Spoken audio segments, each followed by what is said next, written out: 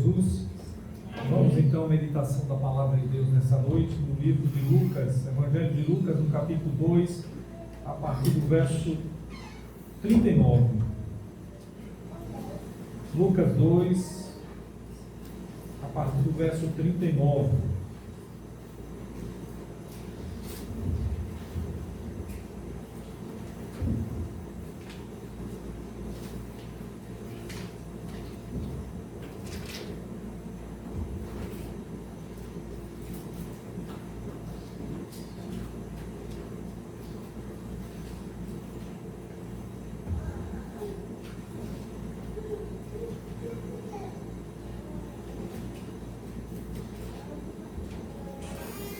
Vamos até o final do capítulo, encerrando assim, pela graça e permissão de Deus, o final deste capítulo.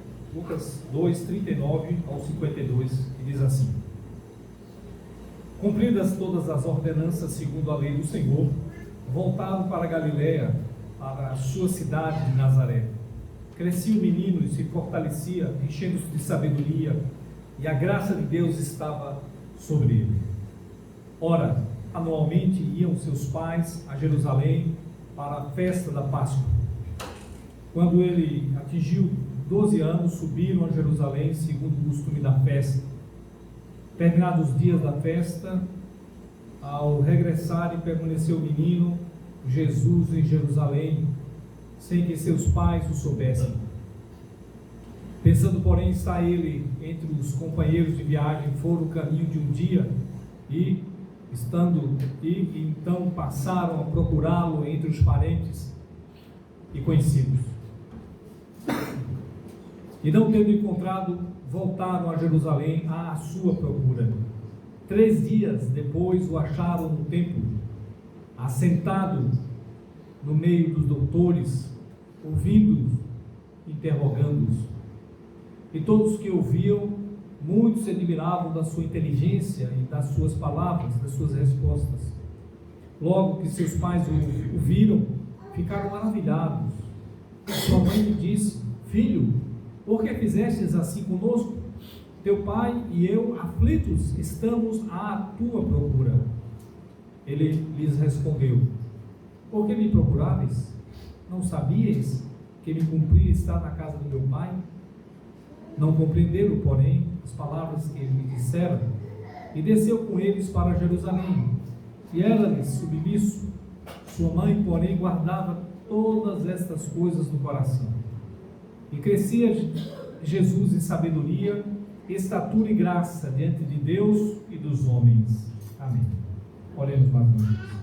Amado Deus, obrigado pela oportunidade do teu povo, que somos reunidos aqui mais um domingo, dia do Senhor, para louvar-te, bendizer e para ouvir a tua palavra. Em seguida também reafirmarmos a nossa comunhão no corpo de Cristo através da ceia. Rica oportunidade temos, Senhor.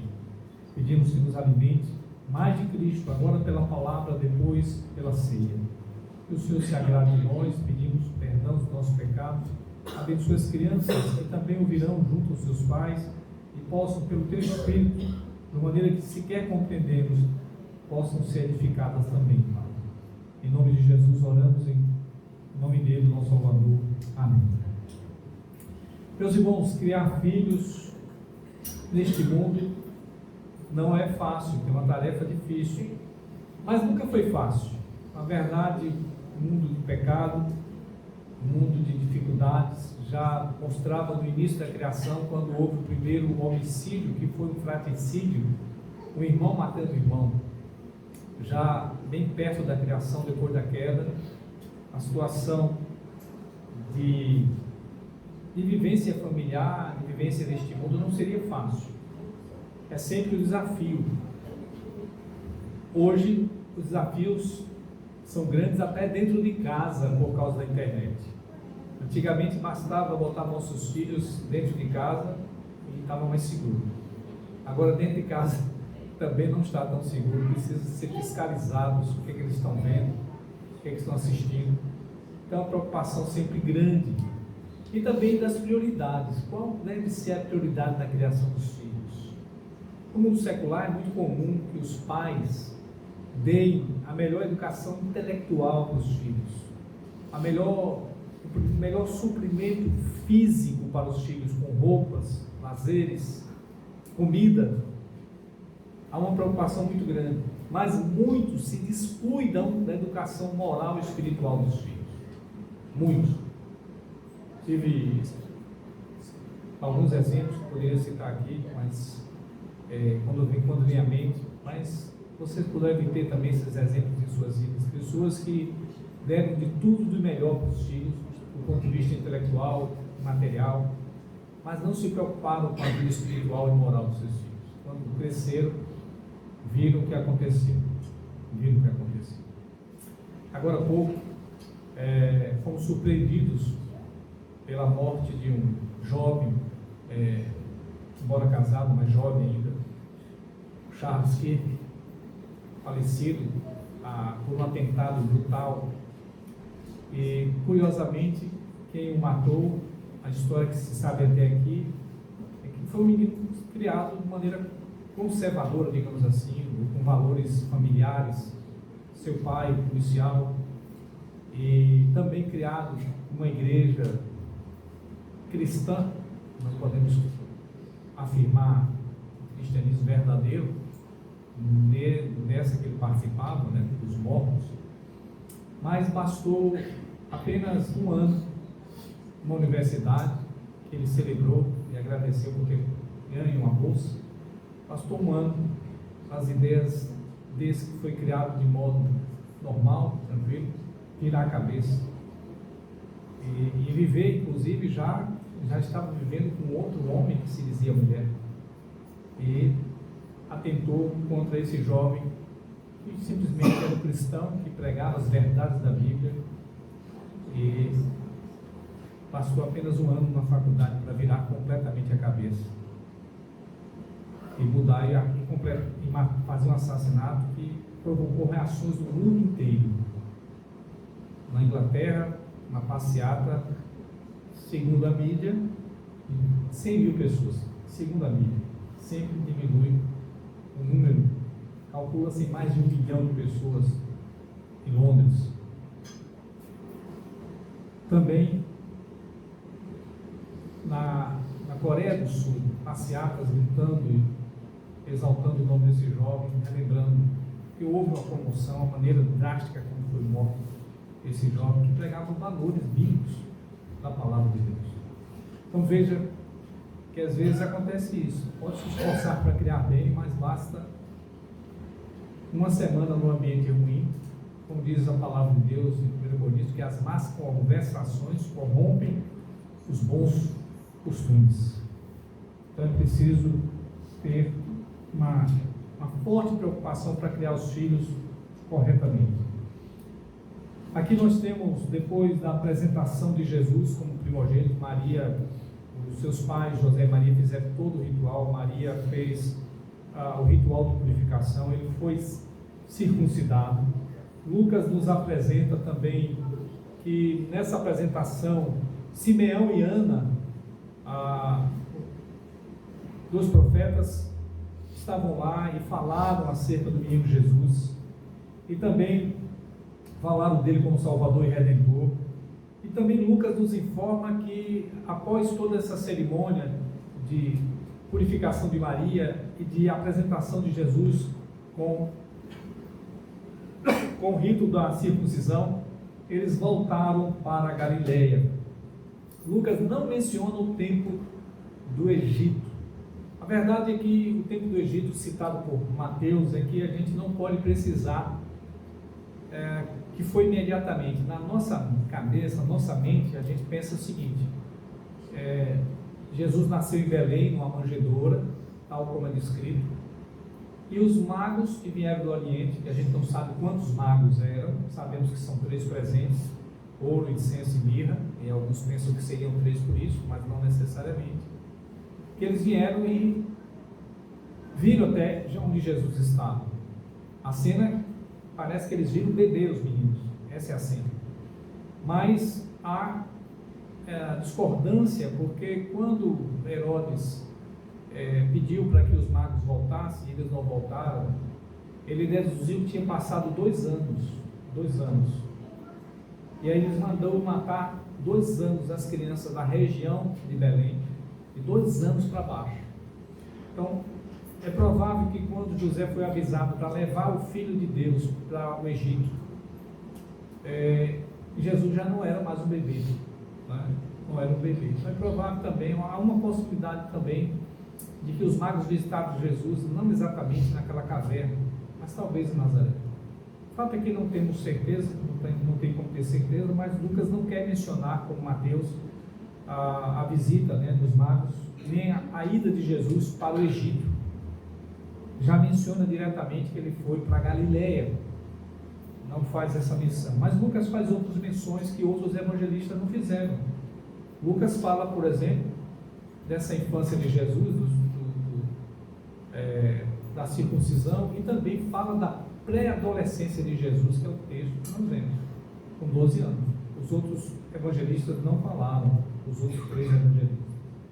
Pois bem, agora o nosso Senhor está nessa fase, e a gente vê um pouco de como foi o crescimento dele, como foi a educação dele. Jesus como criança e Jesus como pré-adolescente. Sobre isso eu queria meditar com os irmãos, sobre o tema criar e crescer como dádiva de Deus. Deus nos dá filho para que criemos, e Deus vai nos dar também, vai dar condições para que eles cresçam, as condições favoráveis para que eles cresçam, e tudo isso é dádiva de Deus, sobretudo quando nós buscamos a esse Deus para criar e crescer nossos filhos. Então, criar e crescer como dádiva de Deus. Em primeiro lugar, cria-se na lei do Senhor e cresce pela graça de Deus. Vejamos os versículos 39 a 40. Dá uma olhada aí, por favor. Então, cumpridas todas as ordenanças acima que nós falamos, Jesus apresentado no templo circuncidado, Maria fazendo a purificação. O que aconteceu? Segundo a lei, eles voltaram para Galiléia, para a sua cidade de Nazaré. Então veja que esse casal, José e Maria, foi escolhido por sua piedade. Evidentemente que Deus é soberano para dar a graça de ser piedoso quando escolheu eles. Mas o foco de Deus em dar a Jesus o seu filho para este casal criado, José como pai adotivo, Maria como mãe biológica de Jesus, eles não eram ricos, embora fossem descendentes real de Davi. Os dois, as duas linhagens, a de José e a de Maria, eram da família davídica, portanto uma linhagem real, mas estavam vivendo de maneira pobre, paupérrima. Tanto é que a própria cerimônia de purificação de Maria era para pobres. Ela ofereceu 2 pombinhos. Começava com bezerro, descia para carneiros, até chegar em pombinhos, que era a oferta de pobres. Então mostrava a condição deles. Estavam morando numa região pobre, Galiléia, e numa cidade também pobre, Nazaré, desprezada. E foi assim que Deus quis que o seu filho fosse criado. Mas um casal temente a Deus, que todos os rituais lá da lei, eles estavam fazendo. Circuncisão, apresentação de Jesus, já a ida dele para o templo, preparando para aquilo que é conhecido como Bar Mitzvah, o filho da lei. Então, todo esse processo mostrava que essa família criava o Filho de Deus na lei do Senhor. Veja que Jesus é o Deus Todo-Poderoso, Criador também da terra. Nele foram feitas todas as coisas. No entanto, ele se humilhou a ponto de ser criado como ser humano. Precisou aprender a falar, precisou aprender a comer, precisou aprender a se vestir, precisou aprender a ler. Tudo isso é um processo absolutamente natural, com todas as crianças. Porém, a essa tarefa Deus deu a um casal especial os seus valores morais e espirituais. Tanto Maria era muito piedosa, no seu cântico Magnificat, a gente vê como está recheado da palavra de Deus. Quanto José, dito lá em Mateus, que era conhecido como justo José.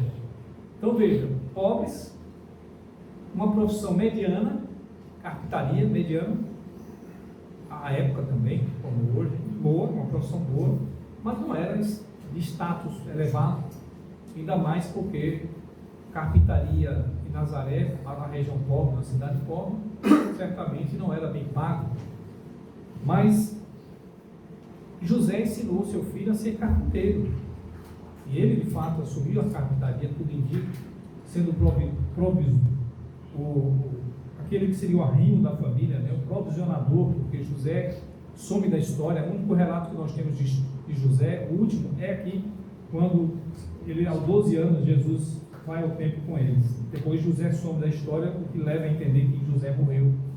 Então, veja que eles criaram o Filho de Deus na simplicidade da vida, não foi com a grandeza deste mundo. Deus não quis que seu filho nascesse em berço esplêndido, nem almejasse a glória deste mundo. Você imagine que as pessoas fazem conjecturas hoje, desejando as coisas gloriosas desse mundo, como se Jesus tivesse. Alguém já disse, não, Jesus andou de jumentinho, e o jumento era um carro, é como se fosse o Rolls Royce da época. Não é verdade, é um animal humilde, animal de carga humilde, não era um ginete. Os cavalos árabes, ou dos egípcios, os ginetes que o povo de Deus foi proibido. Salomão era proibido de ter os cavalos de raça, mas Salomão cultivou estrebarias enormes em sua ostentação, sua riqueza, e chamados ginetes, né, cavalos especiais de raça. E Jesus, assim mesmo, o jumentinho nem era dele, era emprestado, né? Nem dele era. Quer dizer, veja que as pessoas fazem. Não, Deus preferiu a pobreza deste mundo, porque a glória deste mundo nada se compara com a glória de Deus. A gente não tem que desejar a glória daqui. Portanto, não devemos criar nossos filhos com a glória daqui. E aí veja o verso 40, seguindo para encerrar esse ponto: criar os filhos na lei do Senhor. Menino, Jesus nesse caso, crescia, olha o que dita aqui: crescia o menino e se fortalecia fisicamente, certamente, enchidos de sabedoria. Certamente, que sabedoria é essa? Há duas motivações para a sabedoria. Naquele tempo a escola era escola técnica, aprendia a profissão do pai. Se o pai era carpinteiro, o filho seria carpinteiro, era com o pai. Mas havia escola da vida em que, baseado no Deuteronômio, todo judeu tinha que ensinar a criança no deitar, no levantar, no andar, no deitar, em todo canto, em todo momento. Era quase que um homeschooling, ensinando em casa, claro, levando ao sábado para a sinagoga. Jesus era acostumado todo sábado a ir para a sinagoga, como nós somos acostumados a todo domingo, no dia do Senhor, buscar o Senhor. Então era assim que se fazia. Veja que certamente Jesus comeu pão de cevada, não pão de ricos. O pão de cevada era o pão dos pobres. Provavelmente comeu muito pão de trigo, mas muito mais de cevada. Deve ter vestido roupas simples que os seus pais puderam lhe dar, não nobres, não esplêndidas. Mas qual educação ele recebeu? A melhor do ponto de vista espiritual e moral. A melhor. Um casal temente a Deus, muito temente a Deus, que cumpria a lei do Senhor. Isso era tudo que ele precisava. Tudo que era necessário para que a gente valorize hoje como exemplo de nossa criação dos nossos filhos, para que Deus nos abençoe. Eu quero encerrar, irmãos, que esse deve ser o alvo da nossa educação, ou da nossa prioridade dos nossos filhos. Eduque seus filhos espiritualmente e moralmente. Preste atenção nisso que eu estou falando. Sempre gosto de enfatizar. Espiritualmente é você vir buscar a Deus. Deus é Espírito, e a gente vem buscar a Deus de maneira espiritual. Mas isso tem que se traduzir de uma forma moral em nossas vidas, porque Deus é um Deus moral. Nós somos imorais, nós somos desumanos, e vamos buscar a humanidade perfeita de Jesus, não a divindade de Jesus. Nós não temos que andar sobre as águas, nem dizer para as águas: aquieta o vento. Quando, se Deus quiser usar a gente para isso, vamos fazê-lo. Mas não é comum que Deus queira usar as pessoas com o poder de Jesus. Deus quer usar as pessoas com a moral de Jesus, com a ética de Jesus, com a humanidade de Jesus. É isso que o Espírito Santo está em nós para fazer. É nos amoldar a Cristo, o caráter de Cristo. Isso leva tempo. Leva tempo para nós, pais, aprender como filhos de Deus. E leva tempo nós, como pais dos nossos filhos, ensiná-los. Demora demais. Eu sempre digo aos pais, olha, a tarefa de criar os filhos hoje, socialmente falando, são 18 anos. 18 anos, socialmente falando. E 18 anos ele é independente do nosso país, como é em Guiné-Bissau, como falou Danilo e Joel. É a maioridade cívica, mas a maioridade espiritual é a vida toda a gente estudando, vindo, por exemplo, para a EBD. Você já percebeu que a EBD nunca forma ninguém? Não dá diploma? Porque você tem que estudar o tempo todo, ainda está em formação, buscando o Senhor, para compreender quem é o Senhor e viver. São pecadores que estão aprendendo continuamente, sem parar. Então, esse é o foco. Eu quero encerrar dizendo que esta área principal, eduque seus filhos no temor do Senhor. Seja você padrão dos ritos, mas padrão de vida dos ritos. Veja que os ritos devem nos levar, de fato, a um fim. Por que eu venho orar? Para um fim. Por que eu dizimo? Para um fim. Tem um fim. O fim é a transformação da minha vida. Quando eu dizimo, eu confio em Deus, na provisão do Senhor. E eu preciso mostrar isso fora de casa, quando eu estou com meus, ou melhor, na minha casa com meus filhos. Se eu estou realmente buscando a Deus, o fim vai ser alcançado. O fim de ter toda a transformação moral e ética na minha vida, como fruto de uma vida espiritual verdadeira. Isso vai acontecer. Esse é o maior foco. Claro, se Deus está lhe dando a condição de dar uma melhor educação intelectual para o seu filho, um curso técnico, uma formação intelectual excepcional, não tem problema, mas desde que ele não seja negligenciado o padrão espiritual e moral, principalmente na faculdade. Quando ele entrar lá, certamente vai ser cooptado. Se não tiver uma boa base, vai ser cooptado pelo mundo, que leva pessoas a transformarem a cabeça de jovens. Às vezes, basta uma semana na faculdade para a cabeça do jovem transformar completamente. É triste. Pessoas que estão muito foco nisso aí, na educação espiritual e moral dos seus filhos. Eu costumo dizer sempre às pessoas, esse exemplo, até mesmo para pessoas de maturidade, conversando com pessoas que trabalhavam num ambiente muito culto, de muita exigência de títulos, de pós-graduação, mestrado, doutorado, eu sempre digo para essas pessoas, olha, como cristã é importante que você busque isso, mas muito mais que você esteja lá não pelo gabarito técnico, mas pela vida moral. Você vai fazer a diferença pela vida moral, vai fazer a diferença pela ética, pelo padrão cristão. E parece que isso é meio que todo, mas as pessoas que se dão bem lá são as pessoas que falam muito bem e têm conhecimento e gostam de explorar os seus diplomas de conhecimento. Se dão bem no momento, mas essas pessoas com má conduta, má ética, má formação, elas vão se destruir. É uma questão do tempo. E muitas vezes, nesse aconselhamento que eu dou, passado alguns anos, pessoas realmente fazendo o que é certo como cristã, são reconhecidas por seu valor moral e ético, e fazer a diferença no ambiente.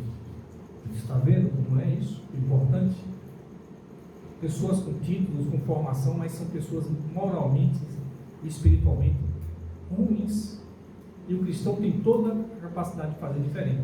Não sou contra a formação, pós-graduações, doutorado, mestrado, tudo isso ajuda. Agora imagine pessoas com tudo isso sendo perversa, mas vai usar o potencial de conhecimento para o mal, com muito mais eficiência. Por isso que o cristão tem que mostrar a sua eficiência numa vida de temor a Deus que se evidencia na ética e na conduta cristã. E essa deve ser a preocupação dos nossos filhos. Essa deve ser a preocupação dos nossos filhos.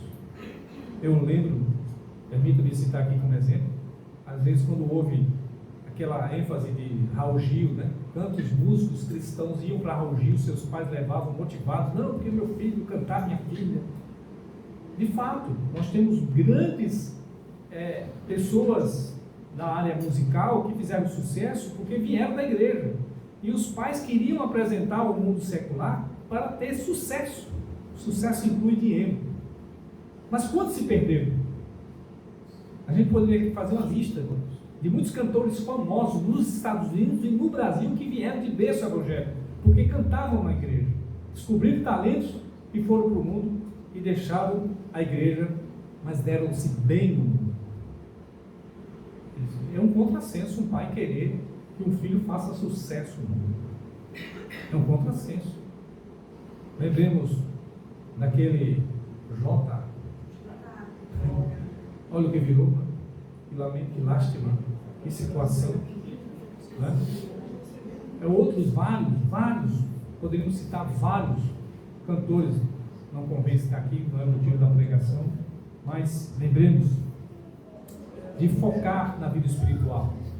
Permita-me dizer uma coisa, muito cuidado, que seguir a lei do Senhor e seguir os ritos que Deus deixou no Senhor para que sigamos, pode ocultar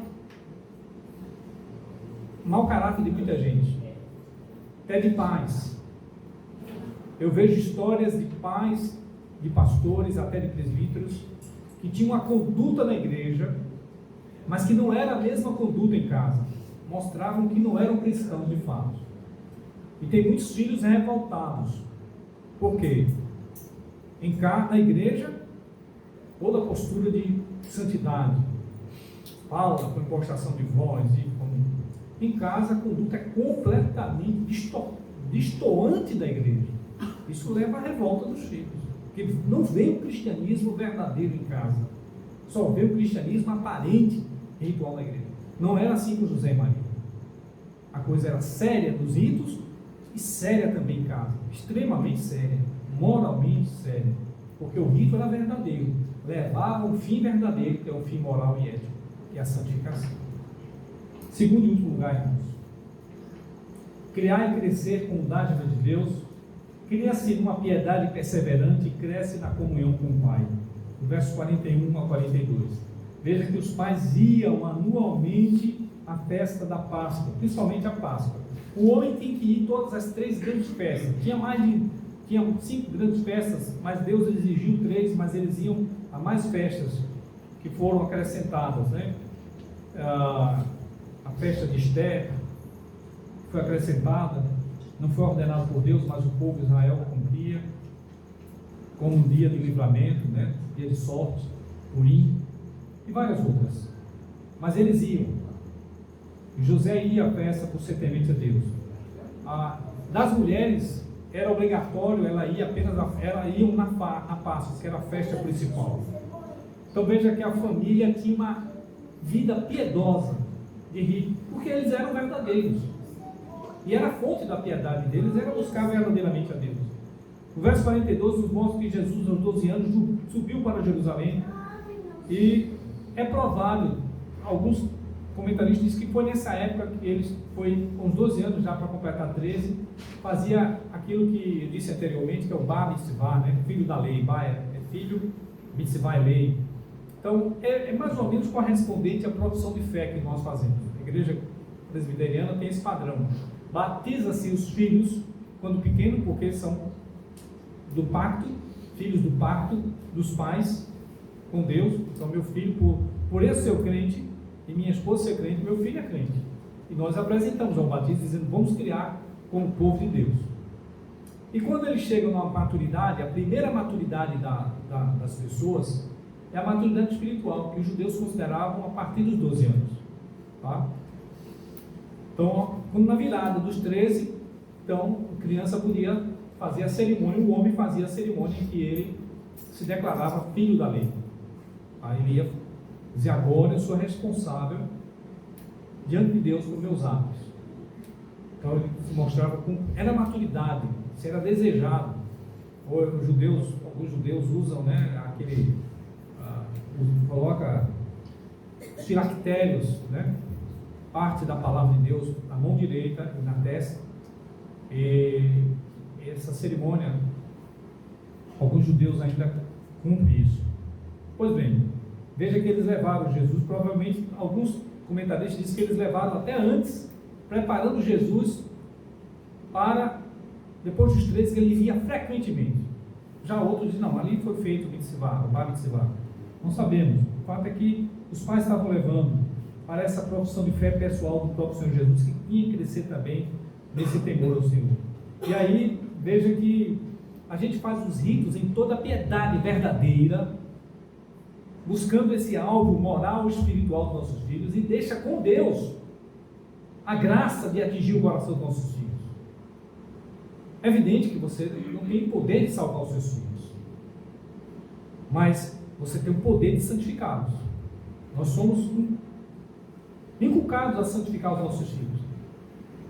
A transformação do coração deles é com Deus. Eu nunca dei meus filhos a oportunidade de não ir para a igreja. Chega uma fase que não quer ir para a igreja. Não, mas você vai, tem que ir. Na adolescência, sobretudo. Os dois passaram por isso. Mas os dois receberam a mesma resposta. Não tem opção. Mora aqui, tem que ir para a igreja. Depois, agora vão sem a gente estar cobrando. Já chegou na fase adulta, não preciso mais cobrá-los. Graças a Deus, que Deus os mantenha lá. É o meu desejo. Eu tenho um desejo maior disso para os meus filhos, de que eles jamais se apartem do Senhor. Podem ter a melhor saúde, a melhor profissão do mundo, mas que eles verdadeiramente sejam crentes no Senhor. E aí, o verso 43, nessa ida, Jesus permanece em Jerusalém. Olha que coisa. E os pais, verso 45, caminharam um dia. Como é que pode caminhar um dia sem saber? É que a explicação é que as mulheres iam juntos e os homens iam separados. Um grupo de mulheres e um grupo de homens. E às vezes um grupo de crianças. Então, podia-se pensar, Maria podia pensar, ele está com José, e José está com Maria. Só que depois de um dia de caminhada, calculo assim, com criança em torno de 25 quilômetros, sem criança, 40 quilômetros, com criança, mulheres e tudo, 25 quilômetros. Quando pararam para acampar, para dormir, a caminhada era longa, eles tinham que desviar de Samaria, fazia altas e baixas, subindo para o norte de Israel. Cadê Jesus? Não estava entre eles. Então eles tiveram que dormir aquela noite, porque não tinha como voltar de noite. Então já dormiram lá. Imagina como foi a dormida dos pais. Deus me deu os filhos para eu criar, o filho dele para eu criar. E nós perdemos. Já perdeu o seu filho? Eu já perdi. Na verdade, esquecemos de mim, aquela história. A gente vai embora, esquece o menino, né? Achando que eu tinha ido com a tia, ele não tinha ido, ficou na igreja. A tia foi só e ele ficou. E aí, o que acontece é que eles voltaram. E aí, veja o verso 45, voltaram a procurar. Veja a aflição. Ele já sabia da história de Herodes, que eles foram para o Egito passar 2 anos, por causa de Herodes queria matar. Agora imagina um adolescente sozinho, e eles não sabiam onde está, Deus não avisou, o anjo disse, não, está lá em Jerusalém, não, eles foram procurar. Então voltaram, dorme mais uma noite no caminho, na volta. Aí chega em Jerusalém, passa o dia procurando, 3 dias, entre quando perceberam que tinham perdido, levou 3 dias para achar. Então, alguns encontraram o menino entre os doutores, interrogando, fazendo perguntas, que era isso que se aprendia com os rabinos, eles faziam perguntas, os rabinos respondiam. Só que Jesus está dando respostas aqui. O menino está até ensinando também. Foi surpreendente. Alguns dizem que esse é o momento que Jesus descobre o seu ministério. Não temos certeza, né? Não sabe. É claro que ele teve que aprender isso.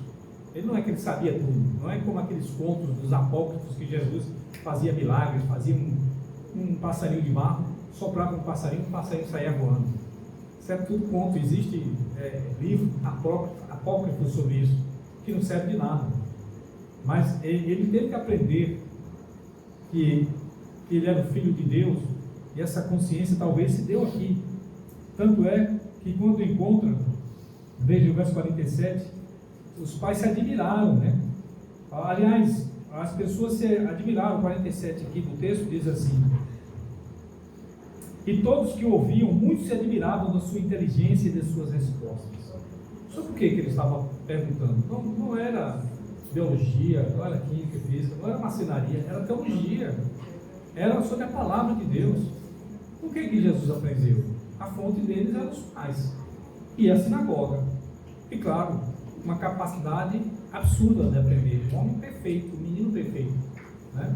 Alguém chega a dizer, você já pensou, certo pregador chegou a dizer, Jesus teve irmãos e irmãs.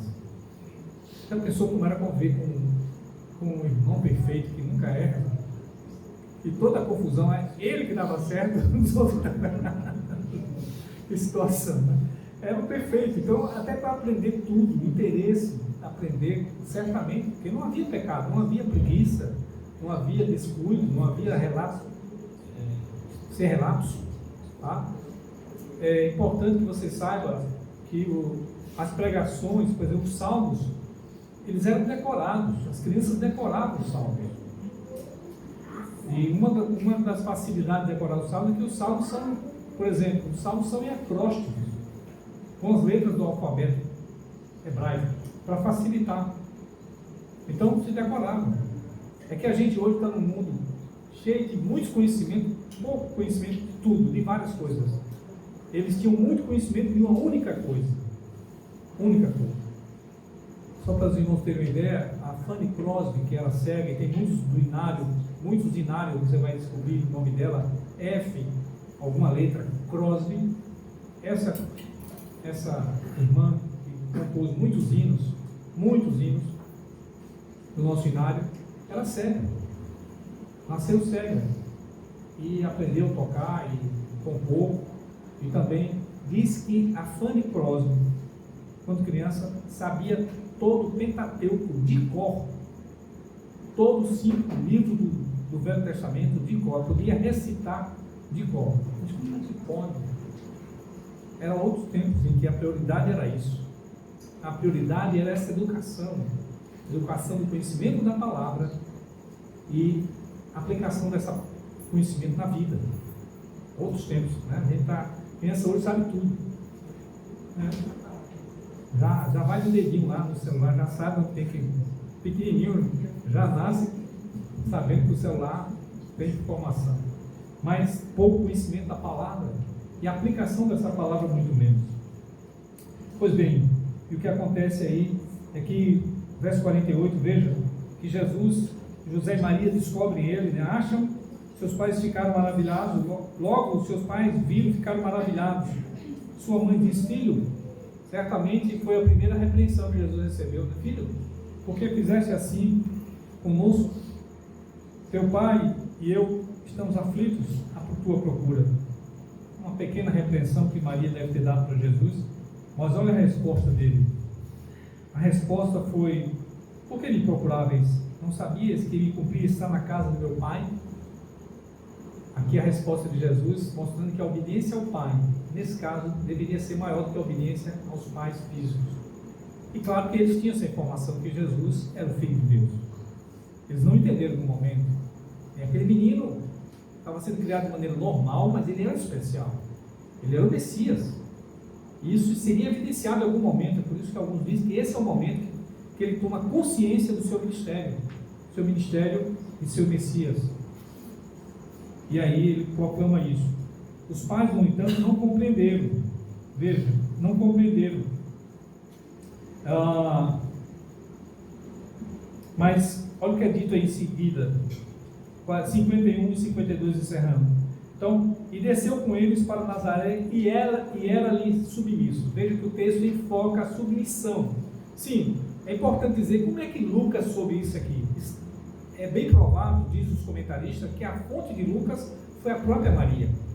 Maria contou tudo isso aqui para Lucas registrar. Ele disse que ele mesmo não foi testemunha dos fatos, mas pessoas que foram testemunhas oculares e que vivenciaram, que ele está narrando que as pessoas, ele é um narrador dos fatos e que outros contaram. Então Maria, provavelmente, ele teve convivência com Maria, contou os fatos dele, teve interesse histórico de anotar isso, deixar esse belo evangelho para nós.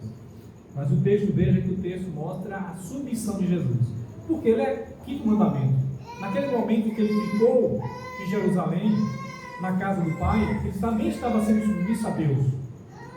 Mas o texto enfatiza que Jesus não quebra o quinto mandamento, porque era submisso. Tá? Essa é a razão porque nós somos submissos a autoridades que não concordamos com ela. Nós temos que ser submissos mesmo com quem você não concorda com ela. O padrão cristão é confiar na soberania de Deus, que coloca quem Ele quer para dominar a gente, para ser nosso líder, chefe, senhor, patrão, seja lá o que for, diretor, diretora, professor, professora, pai e mãe. Nós só precisamos ter a submissão às autoridades, porque é assim que a gente aprende com Deus. E terceiro, e no último, versículo 52, veja, preste bem atenção que é praticamente o verso 40, é uma repetição do verso 40. Crescia o menino, se fortalecia, enchendo de sabedoria, graça, e crescia Jesus em sabedoria, estatura e graça diante de Deus e dos homens. Veja que Jesus crescia nas três áreas: física, sabedoria intelectual e graça, que é a vida espiritual, irmãos, diante de Deus e dos homens. Espiritualmente cresceu também como filho. Veja, eu volto ao que eu falei no início. Quantos pais têm a preocupação de dar apenas educação intelectual para o filho? Quantos pais têm a preocupação de dar apenas uma educação, uma boa provisão física, um bom alimento, vacinas, medicamentos, lazeres, brinquedos que ajudam a despertar a inteligência da criança? Tudo está certo. Mas a sua preocupação também está no padrão espiritual e moral dos seus filhos? Essa tem que ser a preocupação dos crentes. Esse é o verdadeiro foco dos crentes. O quanto de Deus estamos passando para os nossos filhos e nossa educação? Eles entendem que é uma prioridade a vida espiritual? Ou é uma coisa secundária? A gente vai à igreja uma vez por semana, talvez algumas datas importantes da vida. A gente vai à igreja. Não. Para o cristão, ir à igreja é a prioridade. É a prioridade. Cultuar a Deus em casa é a prioridade. Viver uma vida íntegra com Deus é a prioridade, ainda que os outros vão dizer que você é besta. Está vivendo como besta, não como esperto. Não, é a vida prioritária, a vida espiritual.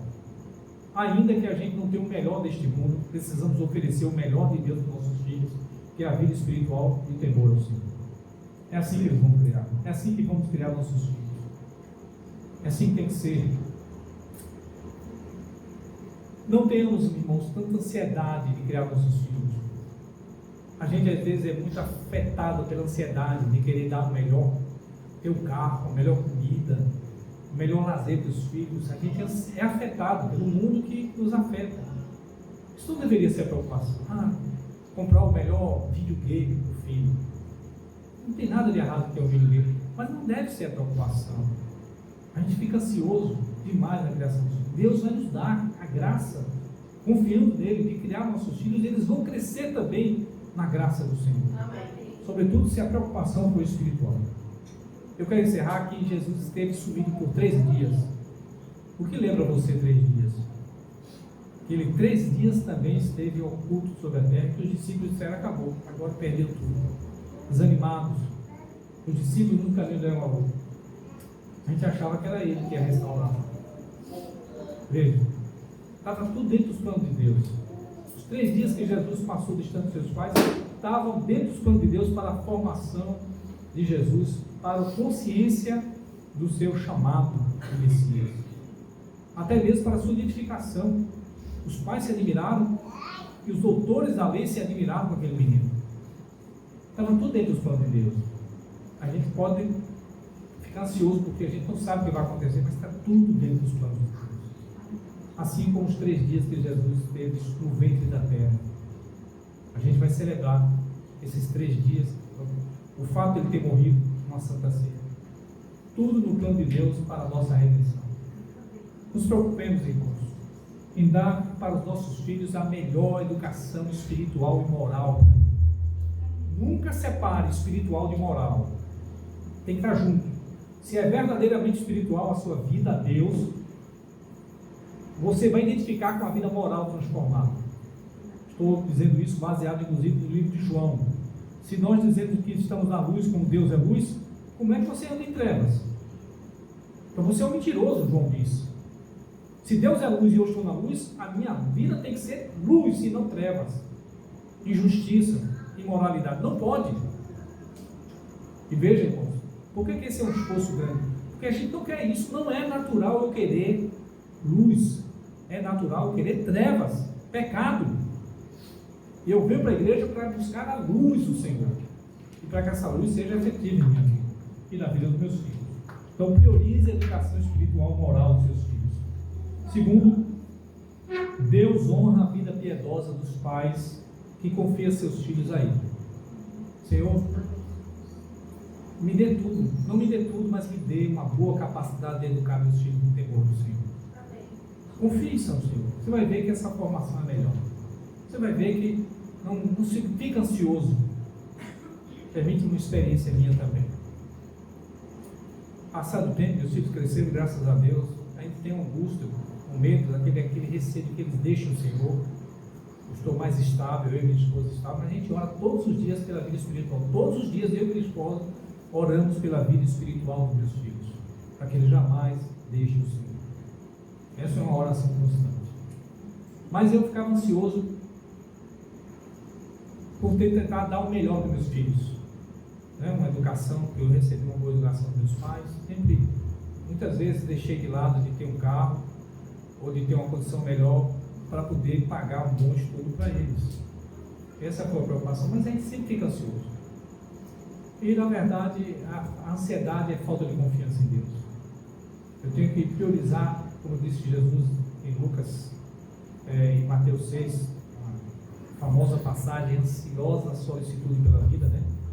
Buscar em primeiro lugar o reino de Deus e as outras coisas não serão acrescentadas. Hoje com meu neto, eu não tenho a responsabilidade de educar meu neto. Eu posso ajudar a educar a responsabilidade da minha nora e do meu filho. Hoje eu brinco com meu neto. Eu brincava com meu neto. Eu brinco com meu neto como eu nunca brinquei com meus filhos.